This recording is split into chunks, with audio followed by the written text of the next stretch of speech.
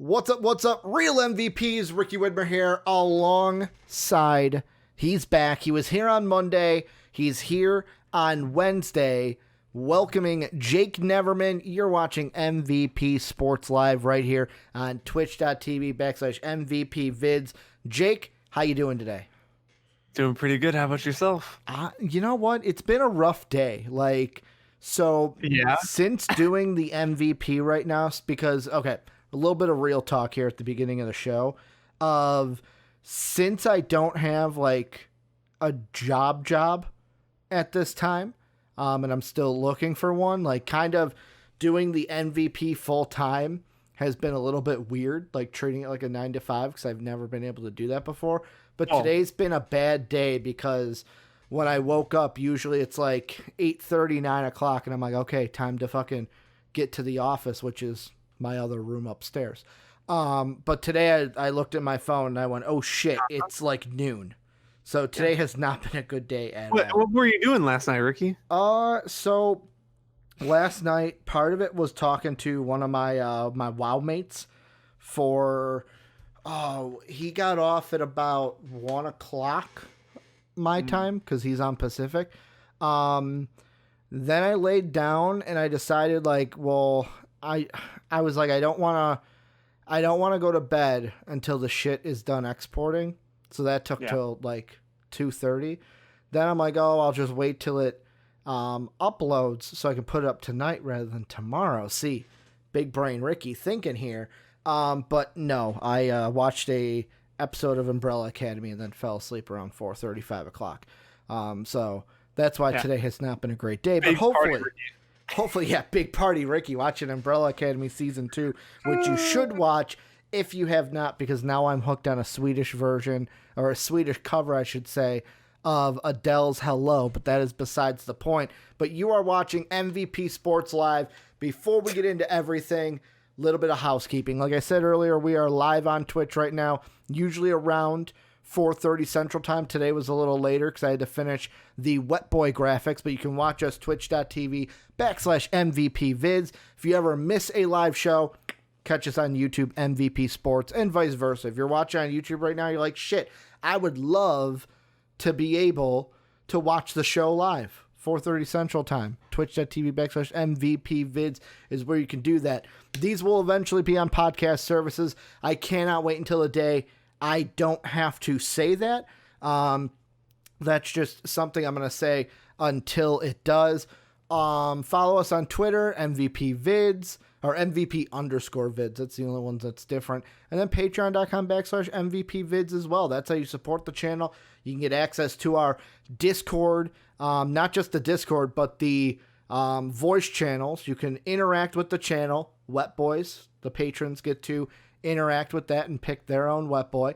So just a little small way you can interact.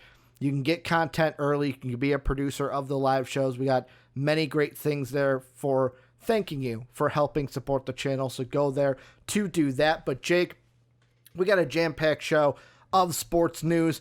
A triple header, I should say.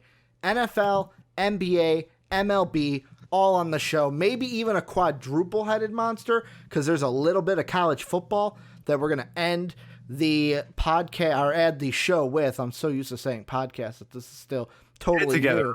But the thing we're starting off with is, I know that everyone on the YouTube channel has been like, where's the draft talk? And I know they're talking about NBA draft, but here's your draft talk. We're talking about NFL draft. I know when they say draft talk, they're waiting for like, we want that NBA talk. It is coming. Do not worry. I am working on my videos right now for it. But we're talking NFL draft. And the reason why is this is a little bit of a reaction type thing. So Todd McShay today came out with his early predictions for all the 32 first round picks. And to me, like, some of the takeaways that I was seeing from this is like, I don't want to go through and be like, oh, here's pick 1, pick 2, pick 3, for what that is. But I just wanted to say, like, okay, what are some of our takeaways from this? And the kind of first thing that jumped out to me, Jake, and I'll kind of kick this to you, is the thing that is going to interest me this draft season, not just because of the COVID stuff and some players not playing, but to me right now, there's not a lot of quarterbacks. This is not a Sam Darnold type of draft where we had 5 quarterbacks there of like where they're going to go. Like this one, it's like you've got Trevor Lawrence at 1. You've got Justin Fields at 2. He'll probably be the only one that rivals Trevor Lawrence for number 1 if he does. And then the next quarterback that's on the list is from North Dakota State, which I know, no disrespect to the Bison, that's where Carson Wentz came from, but that was my first takeaway is this does not seem like a quarterback-heavy draft class. Yeah, I think we're in store for another similar draft class we had this past year where you're going to see a chunk of wide receivers taken in the first round because there are 6 or 7, I think I saw in his mock taken. Yeah. I mean, Trevor Lawrence, you could talk about him for days. He's incredible. He's going to be the number 1 pick regardless of if there is a season or if there's not a season. I think Justin Fields is good. Like you said, there's not a lot of quarterbacks, so I think he's going to be a tad overvalued in this draft, going in the top 5 like you see in the mock draft. That's just going to be because the second team that needs a quarterback, they're going to take him because there's no other options. You might see this is going to be a weird draft, and it's going to be one of Ricky's favorites because there's going to be a lot of trade talk because any team that needs a quarterback is going to have to try to get up and get Justin Fields because the number 1 pick most likely not going to move. It's going to be Trevor Lawrence. Whoever lands there, they're going to take him. Unless you see a team that already has an established quarterback get the number 1 pick, then it might get interesting. But yeah, like you said, there's not many quarterbacks, and I see a lot of wide receivers and a lot of linebackers again in this draft, kind of similar to what we had the past year. Yeah, and I mean, the thing with trades, I absolutely love them. We don't even know. Maybe Cam Newton, and I'm not saying this to basically bash Cam Newton, but I'm on the MVP Cam train. He's going to be MVP Cam again. But who knows? Maybe he breaks his shoulder again and the Patriots are the number 1 pick. And then they get Trevor Lawrence. Or there's a team that is, let's say Aaron Rodgers gets injured, like sometimes he is known to do. And then Jordan Love comes in, and Jordan Love isn't exactly the best quarterback as a rookie. The Packers are number 1. Obviously, they wouldn't take a quarterback. I'm not saying replace Jordan Love, who you just drafted, but they would be a team that's like, oh, well, we're not going to take Lawrence. We could trade back. And it's going to be interesting to see what team ends up at 1 because Trevor Lawrence is the prize. But like even like Justin Fields, which is a different quarterback. He's a different quarterback than Trevor Lawrence. He's more of a dual threat to me. And I want to say off the top of my head, he's a smaller guy than Trevor Lawrence. I would have to check the heights and stuff while you're talking. But he's a guy that, he's at 4 on this mock draft, but that's pretty much the next best quarterback. Like I said, the third one that Todd McShay has is all the way down at, let's see, what pick is it? He's got Trey Lance, who's the quarterback from North Dakota State, going to the Bears, and I think that's the only other quarterback he has in this first round. I'm flipping through really quick. You're going through that. Trevor Lawrence is 6'6", 220, but Justin Fields is 6'3", but he's 228, so he's actually a bit meatier, but he's 3 inches shorter than him. Yeah, I was thinking height-wise is like he was shorter than Trevor Lawrence, but to me, the only, the thing other than quarterbacks that I think this draft is going to come down to is 2 things.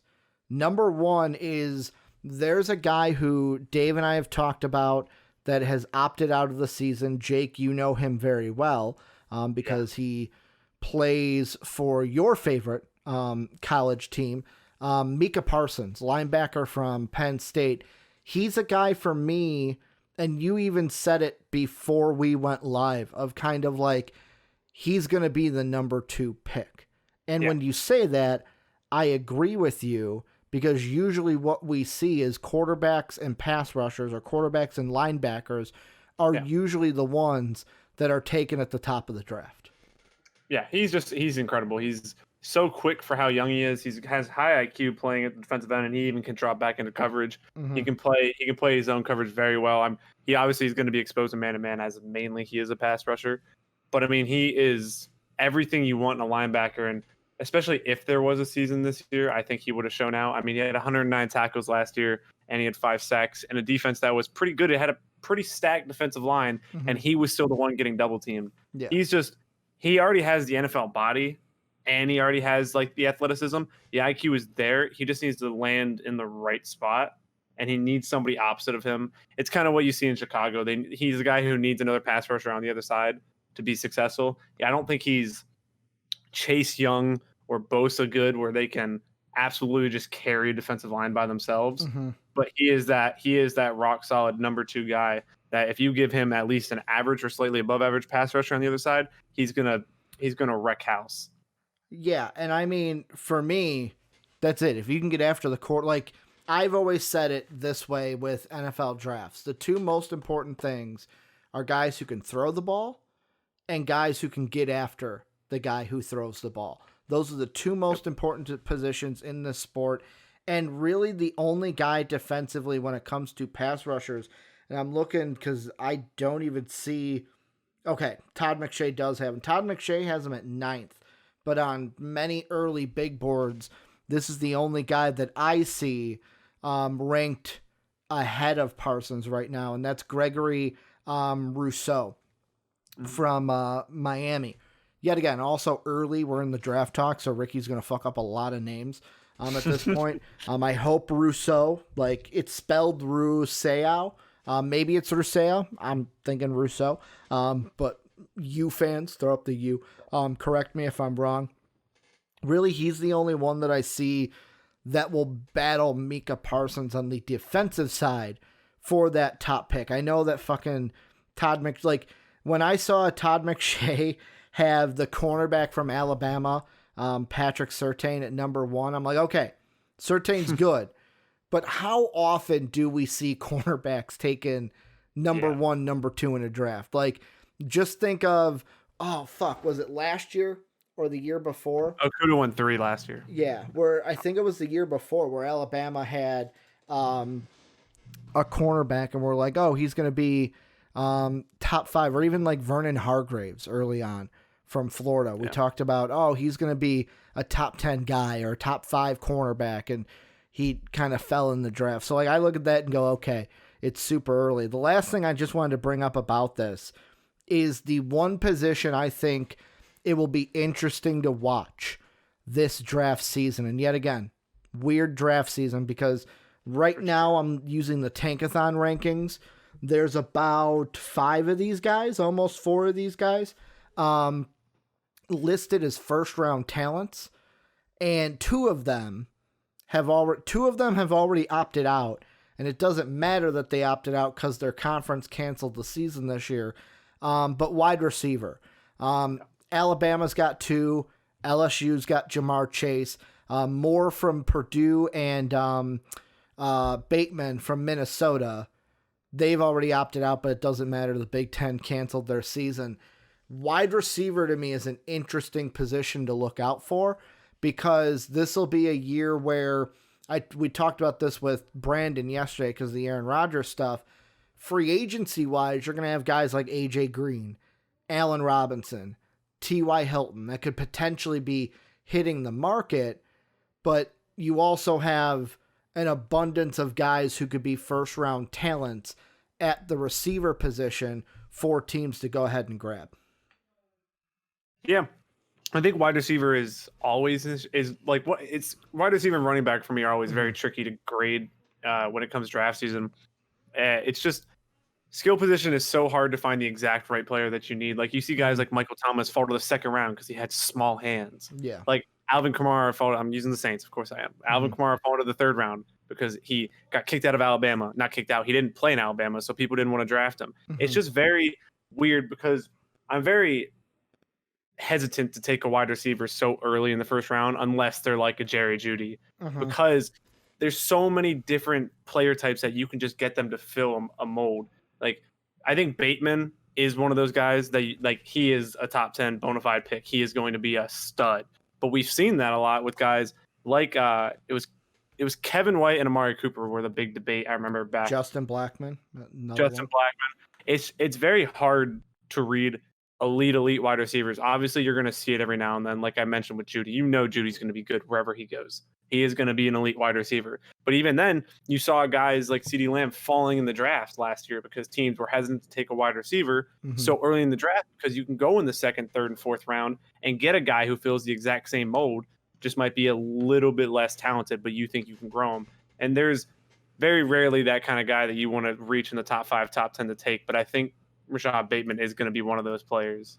Yeah, Bateman's the one, and he's the one that I even told Dave where it's going to be very interesting to see how his stock rises or falls, because he was really the first wide receiver that said, I'm not going to play this year. I'm getting ready for the draft. I know that doesn't matter now because the Big Ten canceled their season. That's the third time I've said that. But if the SEC plays a season this year, and with Bateman not, I'm interested to see what happens to his stock, because the 3 guys ahead of him could possibly and will possibly play a season this year, but we're going to get to that later. Let's move on from draft talk NFL to actual like on the field stuff, and we're getting more on the field with coaching news. And this is Sean McDermott from the Buffalo Bills has signed a multi-year extension. This is from Marcel Louis-Jacquez of ESPN. Article reads, the Buffalo Bills signed coach Sean McDermott to a multi-year contract on Wednesday, ensuring the 4th-year head coach will be with the team for the foreseeable future. Terms were not disclosed, but sources told Adam Schefter of ESPN that it is a 6-year deal that will tie him to the Bills through the 2025 season. Sean McDermott, this would be his 4th year with the team. He's had 2 winning seasons, 9-7, where they lost it. So 9-7, second in the East. They lost to the Jaguars in the wild card game. Then they went 6-10. Then this past year with Josh Allen, they went 10-6. They lost to Houston in the wild card game. What is your thought process here, Jake, with this? It's because to me, it's like, does McDermott earn it? Yes. But is this just something of like, hey, we got to lock down our coach, lock down this stability so that we can take over number 1 in the East with the Patriots going through their struggles that they've already gone through this offseason? Yeah, I don't even really think the whole Patriots thing and all that comes into play yet. I think this guy's gotten you to the playoffs 2 out of the last 3 years. You hadn't been in the playoffs since 1999 before that. He is a great, I won't say great coach, but he is a great leader. If you ever listen to him give speech and that kind of stuff, he is that kind of guy you want in charge of your team. And he's molded young players and found this coaching staff that can make guys like Tre'Davious White and Josh Allen. And they were ready to take on Antonio Brown before he declined to come there. I think they're very confident in this guy leading them forward. And now you see, like you said, with the Patriots dwindling a little bit, let's lock him up. Let's make sure that another team can't go and get him, because if you hadn't locked him up, I guarantee you there are multiple teams that would be interested in him to hire him right away. But it seems like he's come from Buffalo, which is great for them because they have a very, very bright future, and he seems to know exactly what he wants in a player. And they've gone out and they've made multiple trades the past years, and they've every single time they get somebody, they have an exact role they want for him, and he's been able to keep that roster together and get them to the playoffs 2 out of the last 3 years, which is huge for a franchise like Buffalo. And the thing I'm looking up is I think he's roughly tied to the Andy Reid coaching tree. Yeah, he's kind of, so Andy Reid's more offensive, but the reason I say that is obviously when McDermott got the job, because he was originally defensive coordinator with the Carolina Panthers, and he was under Ron Rivera. And I remember when he got this job, the thing that Mark and I said was, I can't wait to see this defense, because he did good things with the Carolina defense, obviously having one of the best corners in the entire league on his staff. That helped, but I thought he was going to do great things with the Bills, and he has 2 playoff appearances. They just haven't gotten over that hump yet, but as Josh Allen matures, this team gets better. Like, this was just the no-brainer right thing to do, because he's been under Ron Rivera, he's been under Andy Reid, he was with the Eagles basically from 2001 all the way until 2010. So most of the Andy Reid Eagles years, he was with the Eagles with Andy Reid before going to the Panthers and being their defensive coordinator in 2011 to 2016. This is just a no-brainer. You have to do it. You have a team right now in your division that has had a stranglehold on this division, and they needed to do something to kind of keep stability, because I don't see the Buffalo Bills having a huge fallout anytime soon. One thing I kind of want to throw in here, and this isn't on the rundown sheet, Jake, but I feel like I didn't know if I was going to bring it up, but then I decided, fuck it, I'm going to bring it up. And it's Jerry Jones being an idiot. Yep. Oh, yeah. I read about this Did you see about this? Like, yeah, he's a complete idiot. I was going to bring this up in the pre-show, like, before housekeeping, but I forgot to, and I'm like, fuck it. You know what? The Sean McDermott conversation's not going as long as I thought it might have, so I wanted to throw it in here. If you have not heard and you're a Cowboys fan going, oh, another idiot, calling Jerry Jones an idiot, Jerry Jones today, I don't know if it was a press conference or something, but in front of people, he said that the Cowboys plan to play their games in front of live fans, in front of fans this year. And, I mean, is he really that much of an idiot, Jake? Like, I know Jerry Jones has said things that made you go, really, Jerry? You're kind of like, it's not a smart opinion, but, yeah, like, how can you be this stupid? Well, he's Jerry Jones. But I read that the plan, quote unquote plan, is to have people in like 5 to 15 groups. Like they're 5 people to 15 people inside a group. But I'm wondering, so are they going to test these people a couple days before? Or where are they going to put them in the stadium? There's not going to be. How are you going to get staff? Like it's just there's so many questions. I don't get it. No sense. Owners are so greedy in every sport, and he is no exception to that. He has grown. You got to give him credit. He's grown the Dallas Cowboys to what he has, but he just says these outlandish remarks every year, and people he's just an idiot. Like, yeah, and the thing that I can't help but think of is, you're an idiot when Dan Snyder looks better than you. Dan Snyder looks better than you because Dan Snyder and the Washington football team, they've basically said, we're not playing in front of fans this year. And then you have the Cowboys and Jerry. I shouldn't even say the Cowboys. You have Jerry Jones saying we're going to play in front of fans. I saw that and I was just like, if they have a plan that's like the NBA or like the NHL, then I could sit back. Like, I will be the first to say I was wrong in doubting Adam Silver. Because before the NBA started, I was like, we don't need sports. We don't need a season. We don't need someone getting sick.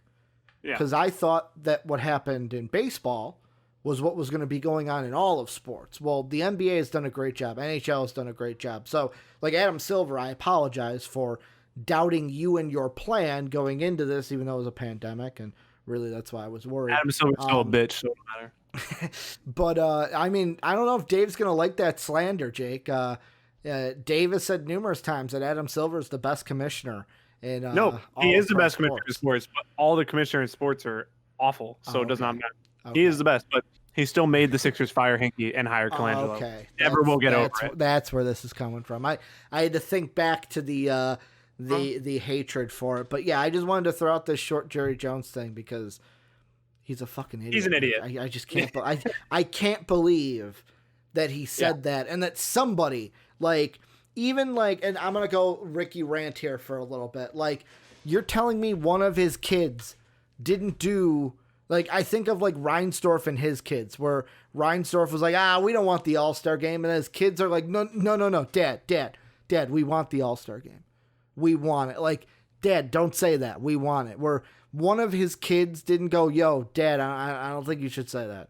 I really don't think you should be saying we're going to be playing in front of fans at this point. But hey, I guess that's Texas too. Who knows? Yep. But let's move on. A daily segment that we do Monday through Friday here on MVP Sports Live. And that is, we look at the dampest of dudes, the soggiest of shooters, the moistest of men, and sometimes the mistiest of misses. This is Wet Boys. This is our daily segment where we look at the players of the day from the previous day in sports. How it works is usually Dave gives one, but Jake will give his for today. I will give one. And then the patrons at the silver and above level at MVP Vids on Patreon, patreon.com/MVP Vids, they voted for their patron for their Wet Boy, I should say, as well. So Jake, you know the deal. I'm going to let you take it. Who's your Wet Boy for August 12th, 2020? All right, well, we're going to travel over to baseball, even though I went basketball. It's usually basketball with Dave, so I'm going to go baseball today, and I'm going to highlight Dylan Bundy of the Los Angeles Angels, who has arguably been the best pitcher in the MLB so far this year. He faced the Oakland Athletics, who had the best record in the American League going into this. He pitched 7 innings, only allowed 4 hits, struck out 10 batters on 103 pitches. He has been amazing this year. He's leading the MLB in WHIP with a .628, which is insane considering he has the most innings pitched and the most batters faced this year. He has been absolutely turned around. His career has been rejuvenated with the Angels. And I mean, you can just look at the Baltimore Orioles and look, they messed up again. They messed up by trading him, by getting rid of him. No, he was terrible with them for 4 years. And he leaves them for after 1 year, and look what happens. Same thing with Jake Arrieta. Jake Arrieta was not good with the Orioles. He gets sent over to the Cubs, and look at that. He wins a World Series with us. That's how it goes. That's how it goes in baseball sometimes. It's so weird. I'm not saying the Angels win a World Series soon, but they do not have with that bullpen. Now they have 2 coincidences. They get a pitcher that has not performed with the Orioles, that is performing with them, and they hired Joe Madden. So 2 years, Angels, they're going to be World Series champs. Now they have to trade for Josh Hader so they get that reliever, and then he'll leave them. Yes. Like Chapman did, and then they'll win the World Series. Yeah. We figured it out. We found the grand plan. We found it. That's how you win a World Series in the MLB. Exactly. I'm going to switch things up. So I'm going to go to the patron Wet Boy before my Wet Boy, only because my Wet Boy leads into the NBA topic that we're going to talk about today. But the patron Wet Boy was a tough one because we had a 3-way tie virtually. Jason Tatum and John Morant each got votes.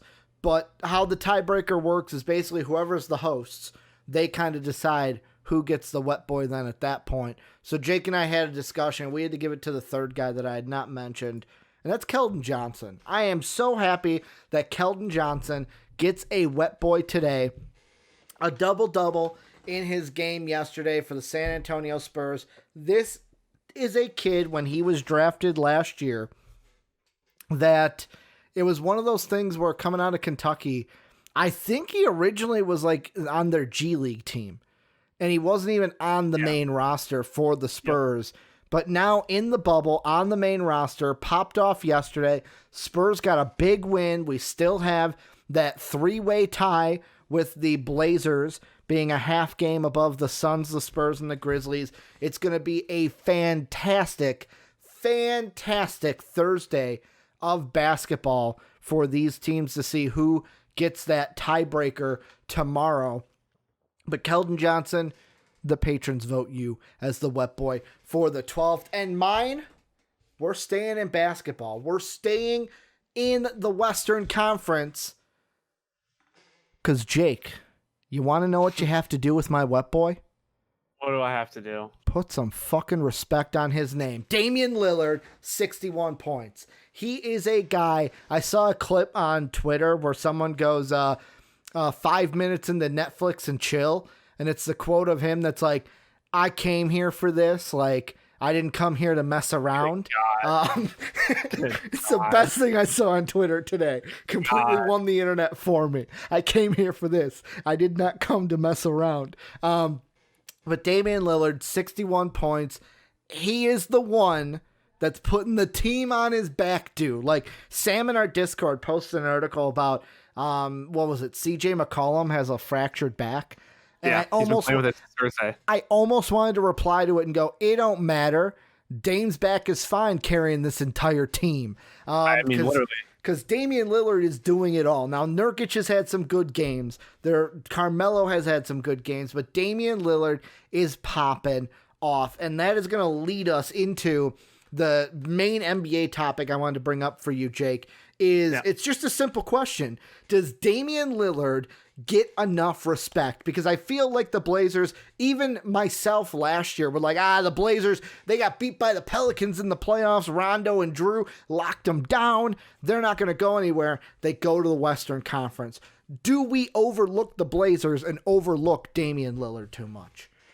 I don't know if overlook he's the second best point guard in basketball, and I think that's Steph Curry is still the best when healthy. Yeah, Steph Curry is still the best. Steph Curry is 8-0 against Damian Lillard in the playoffs, while averaging like 37 points.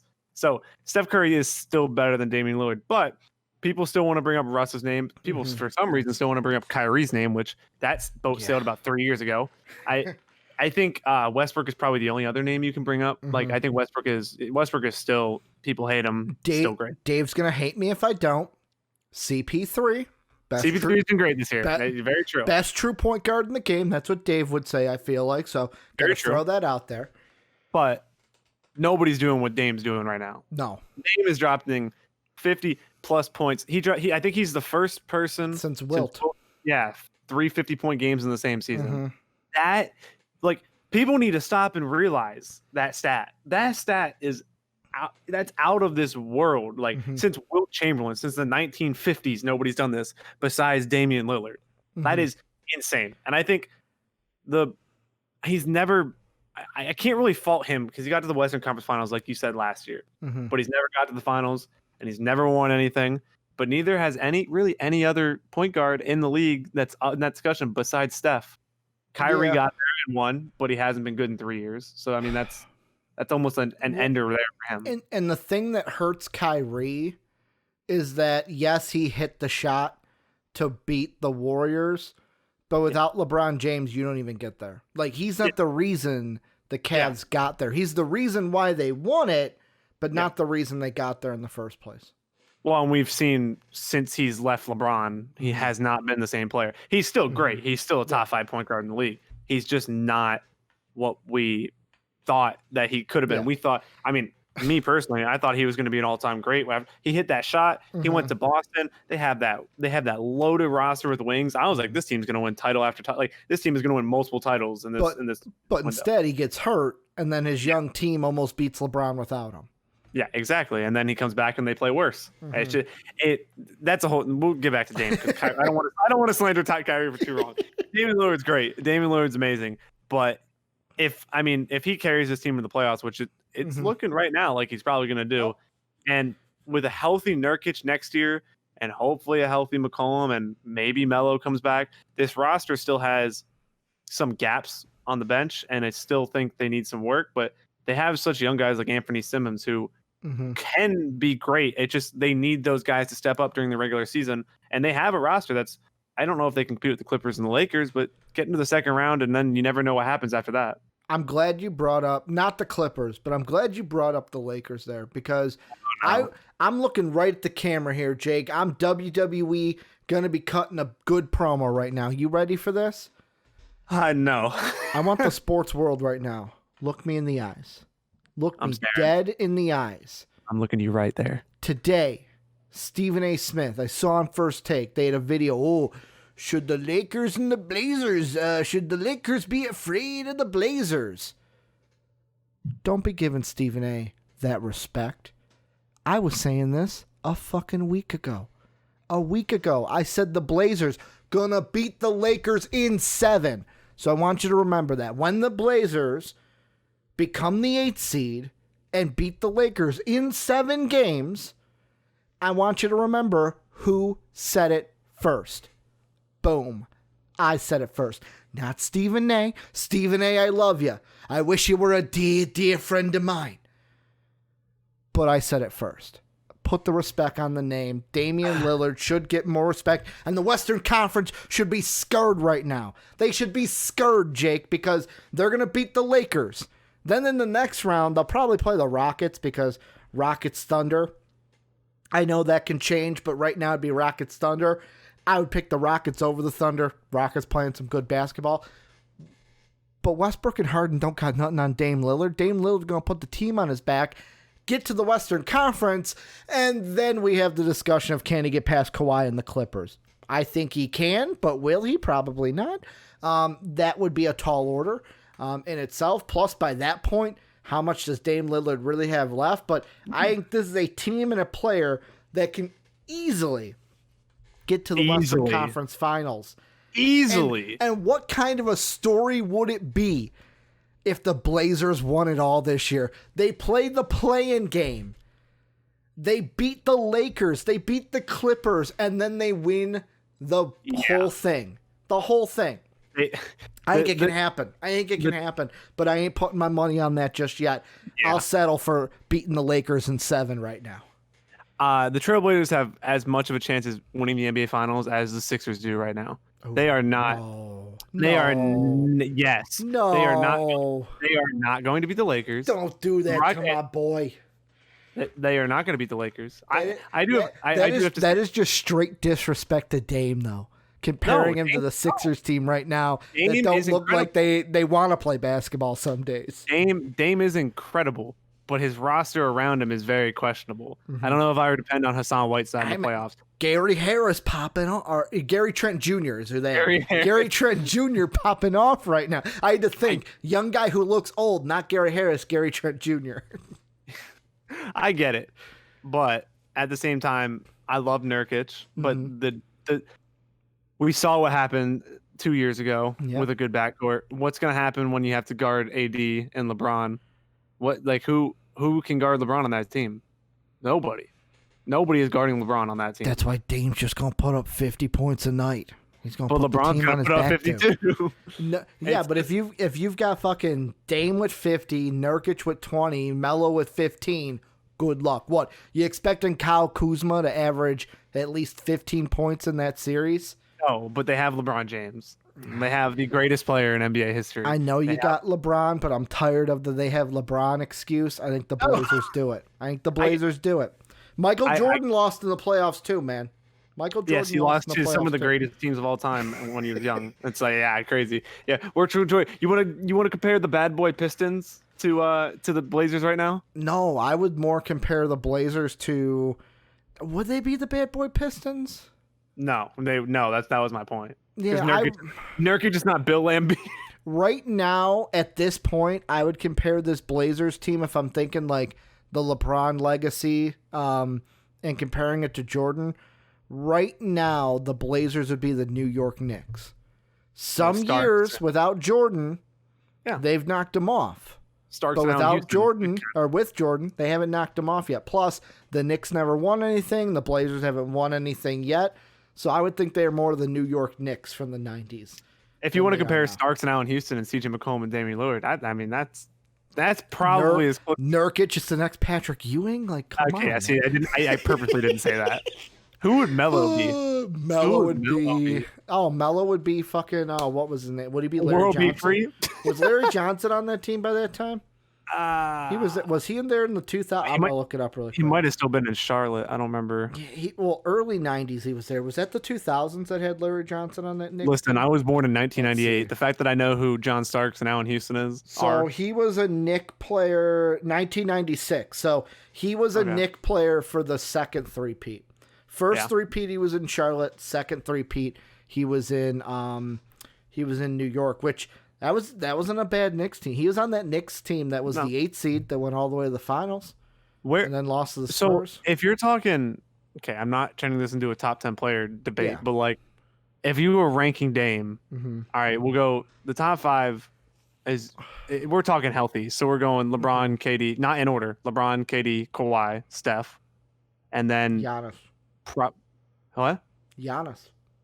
Giannis.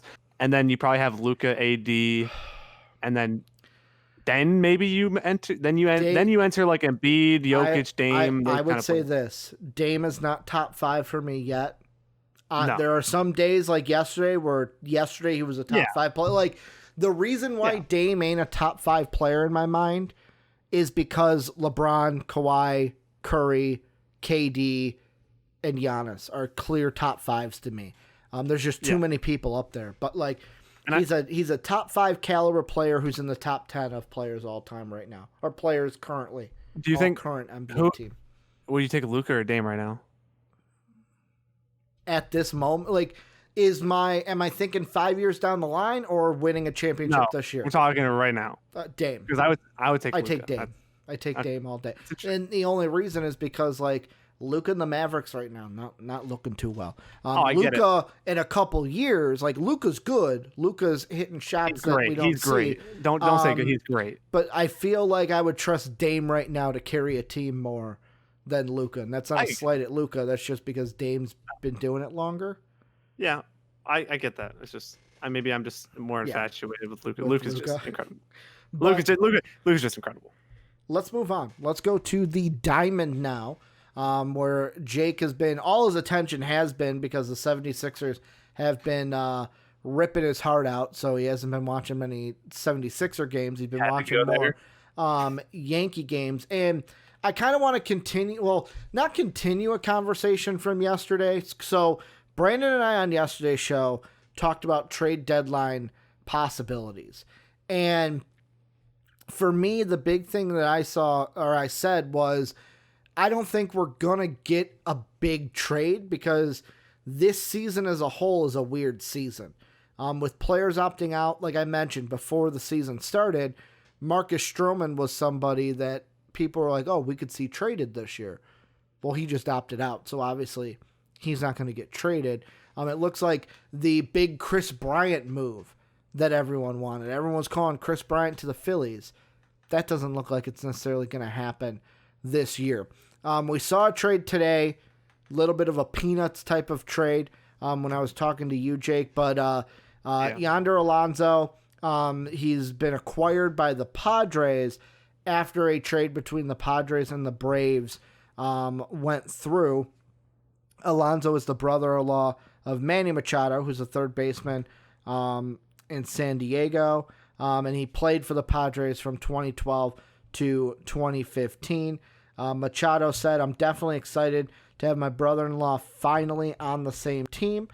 He said that after the Padres beat the Dodgers 6-2 last night. So, Jake, just your thoughts on this trade, and then kind of more into, do you think, or what other deals do you think we could see getting done the rest of this year or before the trade deadline on the 31st? Yeah. Yonder Alonso, there's not really much to say about the trade. He's a solid veteran. He hit really well last year in Colorado. Coors effect, maybe. You don't know. Good to have behind Hosmer. Hosmer's a good veteran too they have, but always good to have another option on the other side of the plate. There's not really else much to say about that trade. Mm-hmm. Padres, we talked about the Padres on Monday. They're such a fun team. But going into the trade candidates or predictions in 2020, I don't know if we see many big trades, but free agency is still going to happen at the end of this year. There are still teams that have great players that might not want to pay them. You're looking at Francisco Lindor of the Indians, which is the big one that kind of comes to mind. He is a free agent this offseason. Does Cleveland want to pay him? He's the best shortstop in the entire league. I don't know why you wouldn't want to pay him.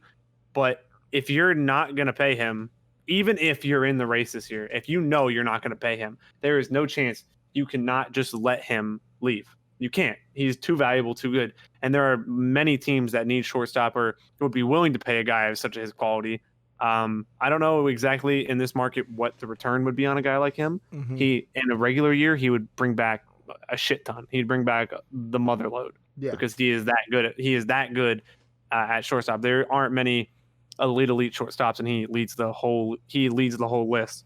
The only pitcher that I could even kind of see is Josh Hader, only because you never know with the Brewers. The Brewers are a small market team that just paid Christian Yelich a hefty contract, and it's rightfully so, one of the best players in the entire league.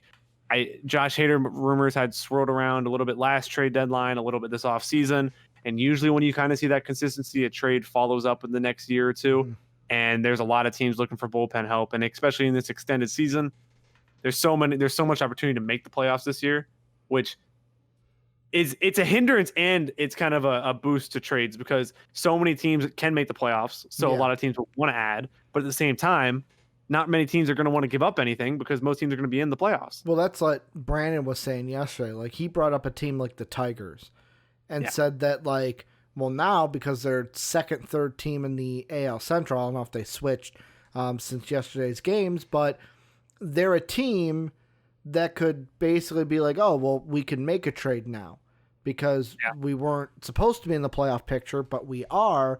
And when you brought up the Brewers, the thing I just thought of is, like, look at the Grandal situation from last year where, they gave the money to Yelich, but like a guy like Grandal, they let him walk. That could be maybe the small market thing of, like, don't have enough money to kind of keep both. So, hey, we're going to keep a Yelich and we're going to let Grandal walk to the Yankees. Or not the Yankees, the White Sox, instead of trading them. But the reason why I bring up the Yankees is I've got a loaded question for you, Jake. Like, loaded meaning I've had this one cocked and loaded for you. And this is an article that I was looking at yesterday from NJ.com of the New Jersey Times. And they reference a piece that Jim Bowden did for The Athletic. And it reads as this. Mike Minor of the Texas Rangers and Robbie Ray of the Diamondbacks are both free agents at the season's end. And if their teams don't start winning, they could be available by the end of the month. Their experience would give the Yankees a solid starter to put behind Garrett Cole and Tanaka. The Orioles don't want to move Means, but the Orioles have to at least listen to prospect packages that teams offer, and the Yankees clearly have enough to make a deal that works. Caleb Smith of the Marlins is a sleeper to keep an eye on. He's got a solid three solid major league pitches in his fastball, slider, and changeup, and has the mental competitiveness to succeed in New York. He then goes on to talk about also the Marlins traded for him and blah, blah, blah. But the question I want to ask, though, is do the Yankees make a move? Because right now many people are thinking that them and the Rangers are going to make a move with Mike Minor being the one that comes over to New York. Yeah, Mike Minor was rumored last year during the deadline, but he was having such a good year last year. I think the price was a bit too high. He's been a slightly above average pitcher his entire MLB career. He's a very solid, you know what you're going to get, probably 5 innings, 3 or less runs. He's not the Garrett Cole type that's going to go and get you 7, but he's also not J.A. Happ bad where he's going to let up 6 runs in 2 innings. He's just solid. It all comes down to price point. The Yankees have the abundance of prospects to make any move they really want to in this market. You're welcome, by the way. Yeah, thanks for flavor. They had the whole thing with this. This is going to be a very weird next couple weeks because the trade deadline's in like 2.5 weeks. I think August 31st. Yeah, so 2 weeks. Mm-hmm. It's just going to be weird because are we really going to know that much more when we get 2.5 weeks from now? Probably not. There's still going to be. I still think there's going to be more. There's obviously going to be more teams in the playoff race than not because more than half the league is going to make the playoffs. Yeah. But it's going to be interesting because you brought up that the team like the Tigers. Are the Tigers going to sell high on a lot of their players, which they probably should, because in a 162-game season, they are not competing. So I'm sorry. You're saying is, hey, take it like hey, look at how well our players are. They could be doing that for you. Yeah, if they have veterans, not the young guys, but veterans. The Tigers are in desperate need of starting pitching. I know Matthew Boyd their ace has a 4.9 career ERA. All right, that's their ace. So are you really going to do that much in the playoffs with that kind of team? But a lot of teams value just making the playoffs, just getting in and getting to play in the wild card or play in the A, whatever it's going to be. I don't know what's going to be called this year. Yeah. Because there's going to be more series. Whatever it is, play in the first round. Or do you value the future? And like the Yankees did with trading Aroldis Chapman and Andrew Miller and getting Clint Frazier and Gleyber Torres and building for that future and sacrificing that 1 year of playoffs. That's kind of what that's kind of what most teams should do. But a lot of teams, like I said, value just getting in and playing a couple games in national TV and the money and the exposure, obviously.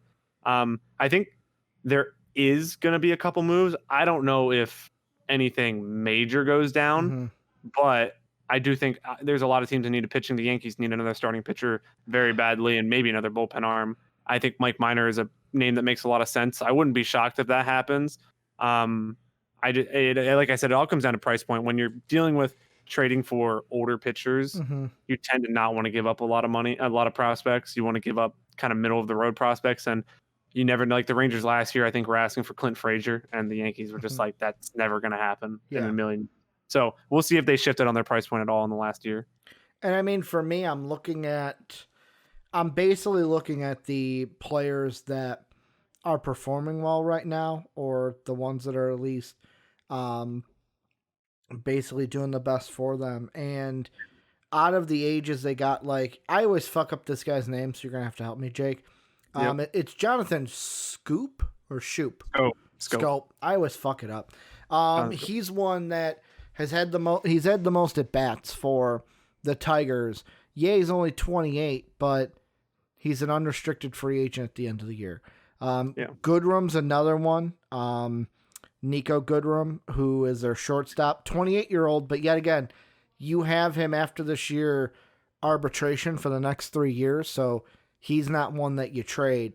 And then, like, you've got, like, Cameron Maben, I think, is another one where it's like, if you can find a buyer for some kind of prospects, because, like, he's an unrestricted free agent. Scope is an unrestricted free agent. Zimmerman is an unrestricted, like, Zimmerman and Nova are older guys who are under, like, if the Yankees are in need of a starting pitcher, like, and let's say the Mike Minor stuff falls through, they're not getting the other guys. If I'm the Tigers, why not try to throw out, like, if they're healthy, like a Jordan Zimmerman? Hey, he can help you for a playoff run. And, like, I know, I'm not saying that's the best move for the Yankees. I know. But, like, why not pick up the phone? If he's healthy and you can get prospects from him, like, what's the worst you can do? Pick up the phone and they say, no, fuck off. Okay, thanks, bye. Like, you picked up the phone. In baseball, a major part is international spending money. Yeah. And even if you can get, and it takes a smart front office, and some of the Yankees have been doing for 5, 6, 7 years now, is they'll just trade these random off guys and get 100,000 here, 500,000 here, 300,000 here. And then they go and they spend their entire budget on a guy like Jason Dominguez, who is going to be incredible when he's 17 and he looks like the freaking Hulk. Like, it's just like, it's all down to how smart and how capable is the front office of pulling off these kind of moves. And we'll see. Like I said, it'll be an interesting trade deadline. It's either gonna be a lot of moves, or we're gonna have the quietest deadline in history. And I'm going on the. I don't mean to cut you off. I'm going on the latter of that. It's going to be a quiet deadline. I'd have to agree. I think maybe. I think you see a couple pitching moves. I don't think anybody major moves around, and then I think Lindor rumors probably fly out there, and nothing ends up happening in the end. So the last thing I want to talk about today on the show, games live coming up right after, as we started the sports show late, so that's why we're running over the 5:30 Central. So if you're here for games live, it's coming up very soon. We're talking a little bit about college football to end the show because we've got more news about coronavirus and college football. So the big one is we've had the last 2 days. Jake was here on Monday. We talked about the Big Ten has canceled its season. And one of the big things we asked was who else was going to follow them in this. Yesterday, Jake, when you were not on the show, we mentioned that the Pac-12 has followed the Big Ten, but they didn't just follow the Big Ten.